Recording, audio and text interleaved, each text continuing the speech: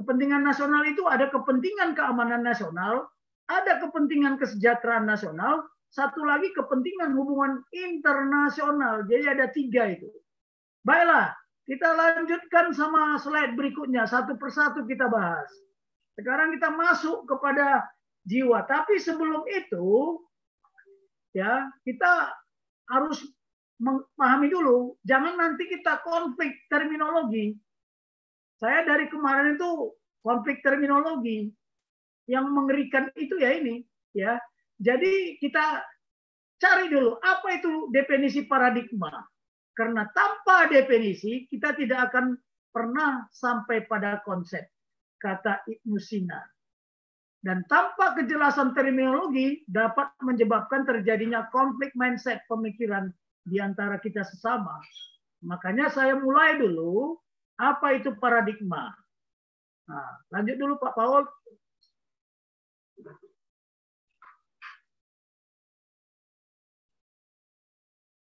Nah, ya saya bukan ngarang-ngarang. Nanti kalau ngarang-ngarang repot lagi saya. Apa sih pengertian dalam arti sempit? Di situ kalau kita lihat dari kamus, bahwa kata tersebut berasal dari kata Yunani ya yang disebut paradigm. Artinya apa? Ada bilangnya itu model, ada bilang pola, ada bilang konsep dan sebagainya. Ya. Jadi kita pahami dulu itu dalam arti sempit. Nah, menurut Kamus Indonesia, ya paradigma adalah model. Kemudian dalam teori ilmu pengetahuan adalah kerangka berpikir. Jadi tadi saya mencoba kerangka berpikir kita sebagai anak bangsa yang punya karakter nasional keindonesiaan, ya kemas 10 tadi. Namun pengertian paradigma ini banyak sekali sebenarnya. Tapi kita coba nanti sehingga kita ini dalam arti luas.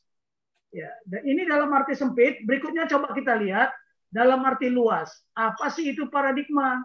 Karena beberapa pakar itu menyampaikan definisi, berbagai definisi, tapi intinya sama. Nah, saya mau kasih tahu dulu bahwa kalau menurut Adam Smith, ya kalau menurut Adam Smith, bahwa paradigma itu the power of mind. The power of mind. Ya. Kemudian cara kita memahami kehidupan seperti air untuk ikan. Jadi kalau bangsa ini, negara ini nggak punya paradigma nasionalnya, ya gimana saya bilang, ikan tanpa air mati nggak? Kita juga demikian. Kalau bangsa dan negara kesatuan Republik ini nggak punya paradigma nasional, ya hancur negara ini. Masing-masing suku membawa paradigmanya masing-masing. Wah, repot. Ya, demikian juga ada beberapa di sana pengertian paradigma. Saya hanya mau ngambil nanti silahkan dibaca. Tapi kalau menurut ya Merlin Ferguson, dia bilang kerangka kerja dari pikiran, skema untuk memahami dan menjelaskan aspek tertentu dari kehidupan ini. Ya. Nah, yang terakhir saya mau sampaikan dari Jules Althusser yang paling bawah, ya. Di situ dia bilang apa paradigm, ya. Paradigm menciptakan atau menentukan batas-batas, ya, dan menjelaskan kepada Anda cara untuk berperilaku di dalam batas-batas tersebut, ya, agar menjadi orang yang berhasil.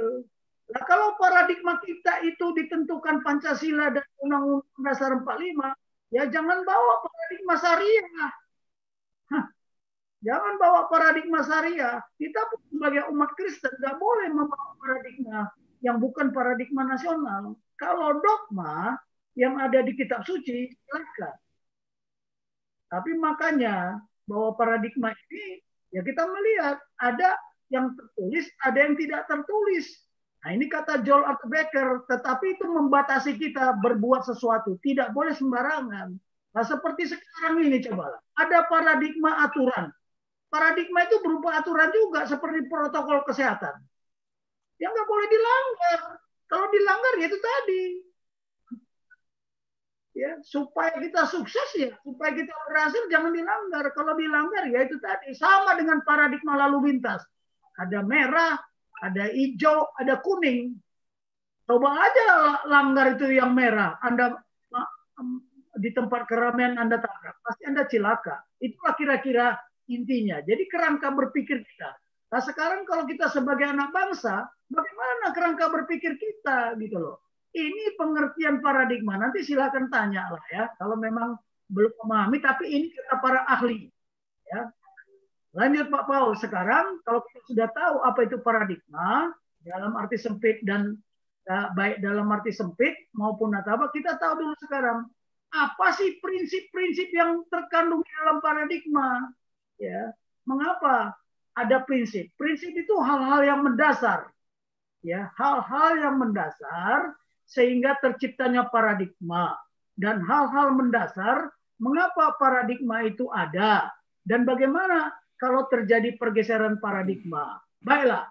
Jadi di sini prinsip paradigma yang kita pahami ya, itu seorang pakar, saya lupa namanya karena di sini nggak saya jelaskan, tapi di buku saya jelaskan ya, apa sih paradigma, prinsip-prinsip paradigma. Karena kita tanpa paradigma sekarang ini, membawa paradigmanya masing-masing. Di situ jelas disebutkan ya, paradigma itu ya menciptakan dunia tempat kita hidup ya, dan ia tunduk kepada mentalitas kita sendiri. Jadi kalau kita mengatakan Pancasila dan Undang-Undang Dasar 45 itu kan kita ciptakan sendiri. Ya kan?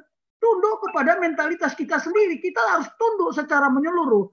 Artinya manusia berdasarkan kerangka pikirannya, itu kan Undang-Undang Dasar 45 itu kan kerangka pemikiran Founding Fathers yang menciptakan. Ya kan? Kerangka pikirannya menciptakan paradigma kehidupan di mana manusia itu harus tunduk pada suatu paradigma yang diciptakannya. Memang kita tidak menciptakan waktu itu, tetapi yang menciptakan para founding fathers kan sudah ditentukan seperti itu. Makanya ada filosofi Cina. Jika Anda ingin merubah, mengganti ya pagar perkarangan rumah Anda tanya dulu mengapa dulu kakek moyangnya itu, kakek-kakek kita itu membuat pagar seperti itu, pasti ada alasannya. Nah ini, hati-hati bermain dengan paradigma. Makanya menurut Joel Attebecker dalam bukunya, ya paradigma yang abadi sampai saat ini ya hanyalah kitab suci. Terserahlah, kita nggak mengundang kitab suci yang mana ya. Tetapi itulah paradigma abadi. Kalau saya pun mengatakan ya seperti Bible itu sebenarnya bukan kitab suci, itu konstitusi kerajaan Tuhan. Sudah ditentukan, kamu harus begini, kamu harus begini. Itu jelas, saling mengasihi. Kasihilah Bapa di surga seperti dengan segenap akal budimu. Kasihilah sesama manusia seperti dirimu sendiri. Ya itu seperti itu sebenarnya paradigma. Tapi paradigma kerajaan Tuhan. Bukan kerajaan manusia. Kalau kerajaan manusia lain lagi.